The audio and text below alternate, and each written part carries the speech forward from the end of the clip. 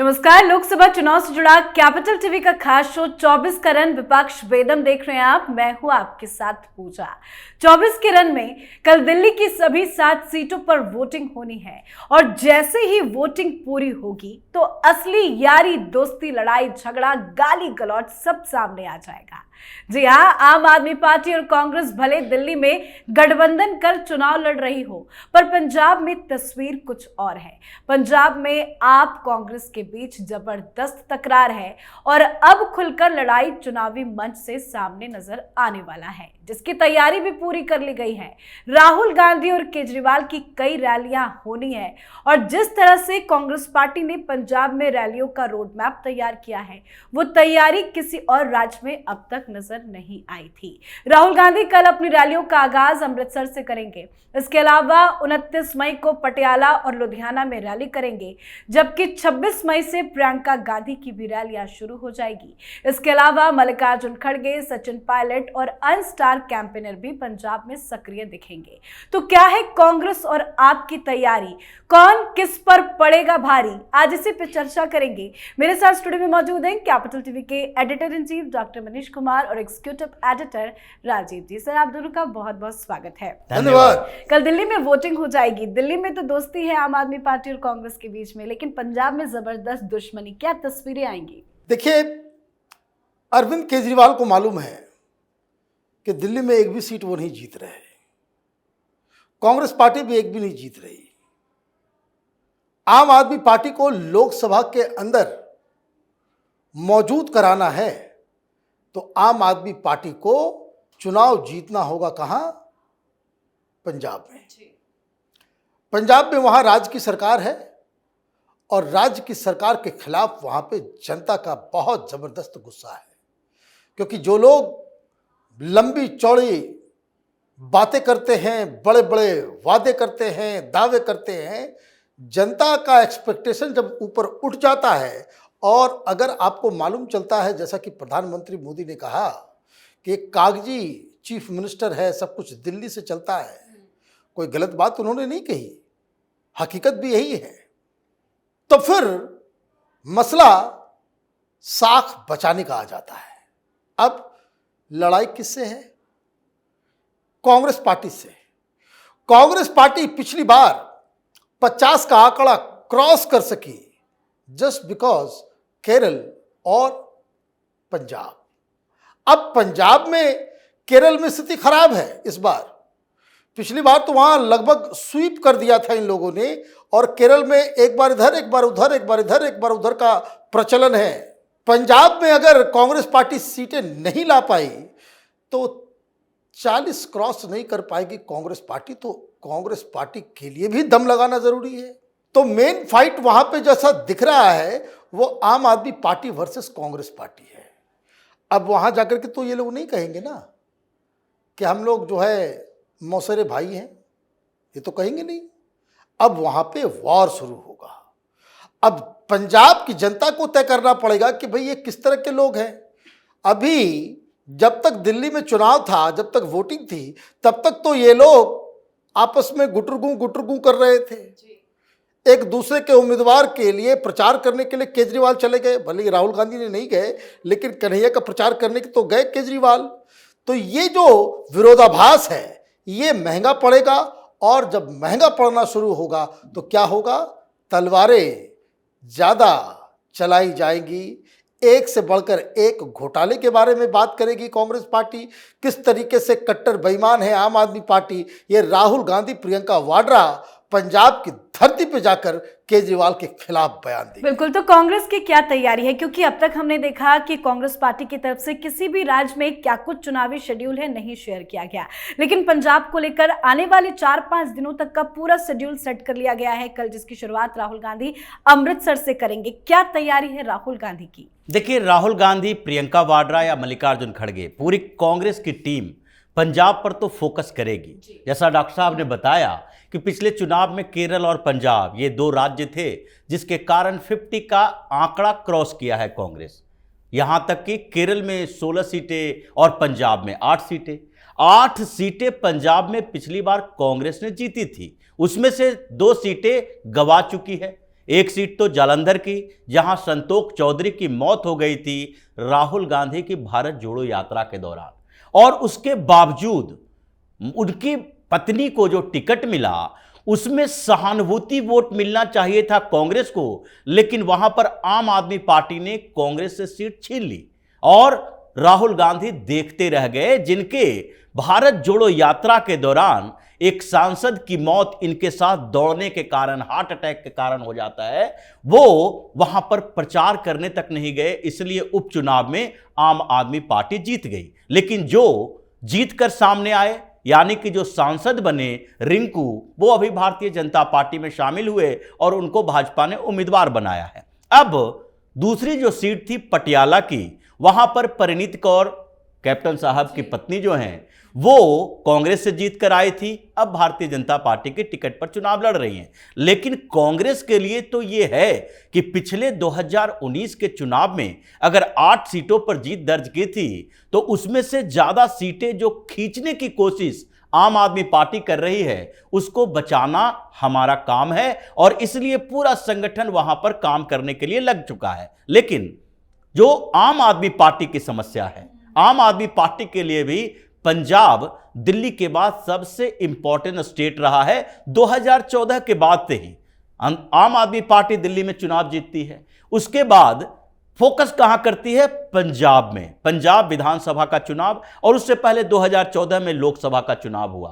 पंजाब से ही संसद में आम आदमी पार्टी की एंट्री हुई, 4 सांसद पंजाब से गए और फिर उसके बाद 2017 के विधानसभा में भी पंजाब में आम आदमी पार्टी जीत तो नहीं दर्ज कर सकी, लेकिन मेन अपोजिशन पार्टी बन चुकी थी। और उसके बाद 1 साल के अंदर आम आदमी पार्टी के सांसदों ने भी इस्तीफा देना शुरू कर दिया। जो धर्मवीर गांधी आपके सांसद हुआ करते थे, अभी पटियाला से कांग्रेस के उम्मीदवार हैं। ये सारे जो उनके पुराने लोग थे जिनको जीत मिली थी 2014 में, वो सब के सब आम आदमी पार्टी छोड़ चुके थे केजरीवाल के डिक्टेटरशिप के कारण।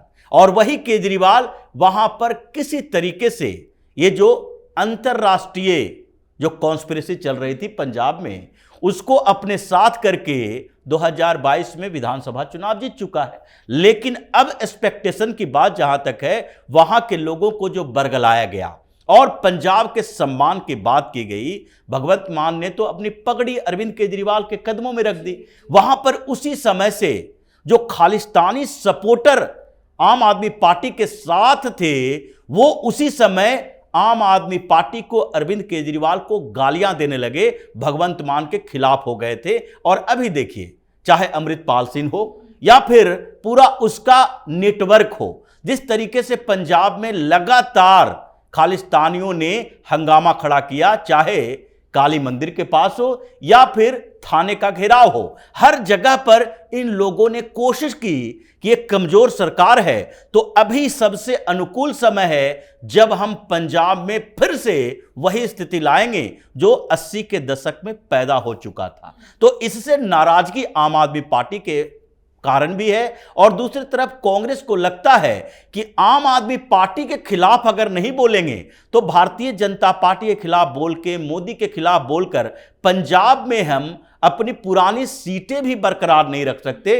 इसलिए अगर राहुल गांधी या प्रियंका वाड्रा शुरुआती के चुनावी रैलियों में अगर कुछ लिहाज भी केजरीवाल को करते हैं, तो ये लोग तो स्टार कैंपेनर हैं, सबसे लास्ट में बात करेंगे, बोलेंगे, इनके भाषण के लिए तो इंतजार होगा। लेकिन उससे पहले जो लाइन लगी होगी स्थानीय लीडर की, वो लोग तो केजरीवाल पर ऐसी बातें बोलेंगे कि राहुल गांधी भी मुश्किल में पड़ जाएंगे कि कैसे केजरीवाल की सुरक्षा। बिल्कुल, वो तो लगातार कह भी रहे हैं कि केजरीवाल भ्रष्टाचारी हैं, ना जाने क्या क्या बयान भी आ चुके हैं। लेकिन जैसा कि सर ने बताया कि आम आदमी पार्टी और कांग्रेस दोनों ही पार्टी के लिए पंजाब स्टेट काफी इंपॉर्टेंट है, लेकिन इस स्टेट को बीजेपी कैसे भुनाएगी, क्योंकि केजरीवाल भ्रष्टाचार पे फंसे हैं, कई मामले भी फंसे हुए हैं। देखिए, भारतीय जनता पार्टी का जो अप्रोच रहा पंजाब में, वो उस तरीके से कभी संगठन को आगे नहीं कर सकी, पार्टी को मजबूत नहीं बना सकी, क्योंकि वो हमेशा ये अकाली दल वालों के साथ, एसएडी के साथ एक जूनियर पार्टनर के रूप में हमेशा वो वहाँ पे मौजूद रहती थी। सीटें जीतते थे ये लोग, 1-2 सीट जो है हमेशा अमृतसर जीतना हो, चाहे इवन अरुण जेटली वहाँ से चुनाव लड़े। तो कहने का मतलब ये है कि आप वहाँ थे, लेकिन संगठन और विचारधारा का जो विकास वहाँ पे होना चाहिए था, उसका जो प्रचार होना चाहिए था, वो नहीं हुआ। राहुल गांधी की जो कह सकते कि इमेच्योर पॉलिटिक्स की वजह से भारतीय जनता पार्टी आज वहाँ अपना दमखम दिखाने लायक पार्टी तो बन गई है। कारण मैं बता दूं कि कांग्रेस के बड़े बड़े लीडर्स वो भारतीय जनता पार्टी में आ गए।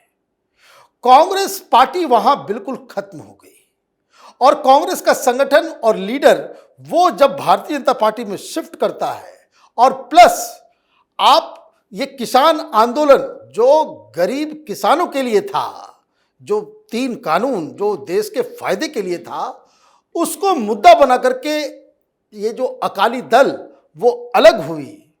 तो बहुत कोशिशें की गई अकाली दल की तरफ से कि हमें जो है वापस एनडीए के फोल्ड में लाया जाए, लेकिन भारतीय जनता पार्टी ने तय किया कि जब हम जो काम हरियाणा में कर सकते हैं, जो काम हम हिमाचल में कर सकते हैं, जो काम हम जम्मू में कर सकते हैं, ये पंजाब में क्यों नहीं कर सकते।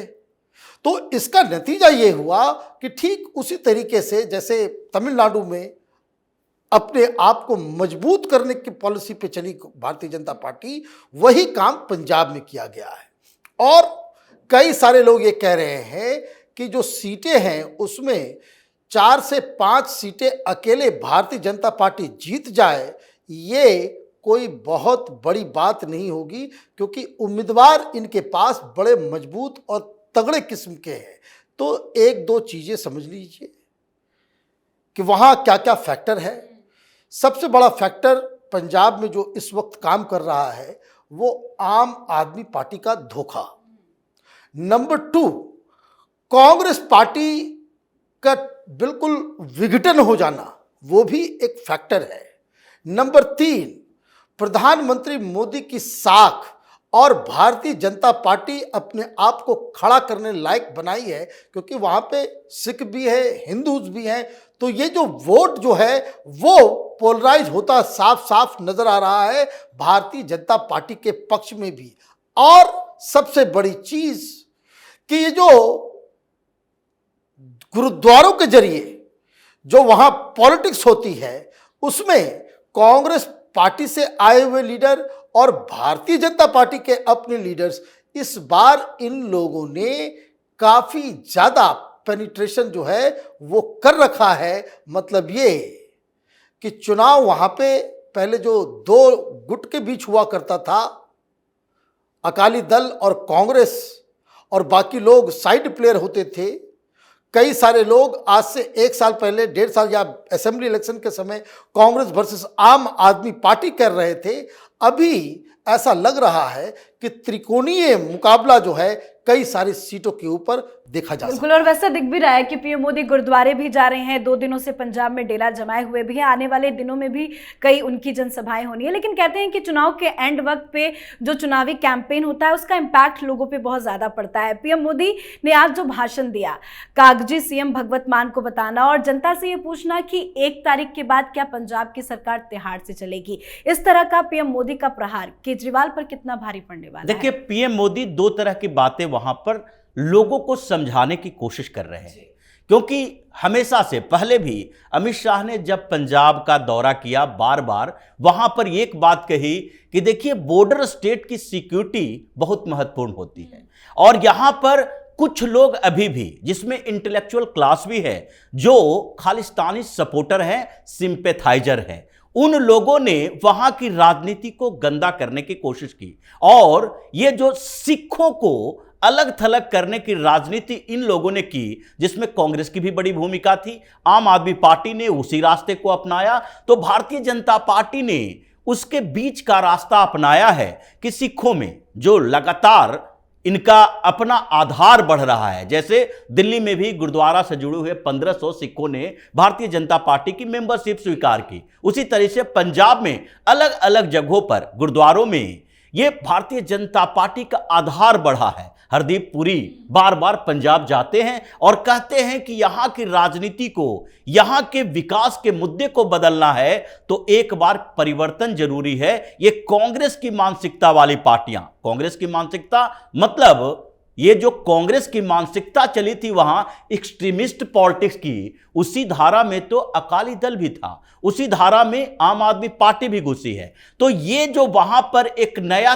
तरीका डेवलप हुआ है, पीएम मोदी ने नई राजनीतिक बहस शुरू की है, उससे रूरल एरिया में, जैसे अर्बन एरिया में पंजाब के भारतीय जनता पार्टी की अच्छी खासी पकड़ रही है, लेकिन रूरल एरिया में जहां पर सिख कम्युनिटी के ज्यादा लोग हैं और गुरुद्वारों का वर्चस्व रहा, वहां पर भारतीय जनता पार्टी को बेस बनाने से अकाली दल ने हमेशा रोका और भारतीय जनता पार्टी के संगठन को लगा अकाली दल पूरी तरीके से सिखों की पार्टी है, तो उनके नेता जो हैं, चाहे बादल परिवार की बात करते हैं, वो गुरुद्वारों में घुसे हुए हैं, तो वहां पर अपने संगठन को मजबूत ना करो। लेकिन इसी कंफ्यूजन में लंबा समय गुजर गया, अब स्थितियां बदली है। तो जैसा डॉक्टर साहब ने कहा, 4-5 सीटें अगर भारतीय जनता पार्टी पंजाब से लाती है तो यह बहुत बड़ी बात नहीं होगी, क्योंकि वहां के राजनीति भी अब बदल चुकी है। जी, बहुत बहुत धन्यवाद सर आप दोनों का। धन्यवाद। तो अब असली चेहरा आम आदमी पार्टी और कांग्रेस का सामने आएगा, असली लड़ाई अब खुलकर सामने आएगी। तो वहीं पीएम मोदी पहले से ही पंजाब में मोर्चा संभाले बैठे हैं। आज दूसरा दिन था जब वो रैली करने पंजाब पहुंचे थे। तमाम बड़े नेता भी नजर आएंगे आने वाले दिनों में। लगातार प्रधानमंत्री नरेंद्र मोदी कांग्रेस और आम आदमी पार्टी पर हमला कर रहे हैं। सीएम भगवत मान को कागजी सीएम भी बता दिया। पीएम ने कहा कि कागजी सीएम को दिल्ली दरबार में हाजिरी लगाने से फुर्सत ही नहीं है।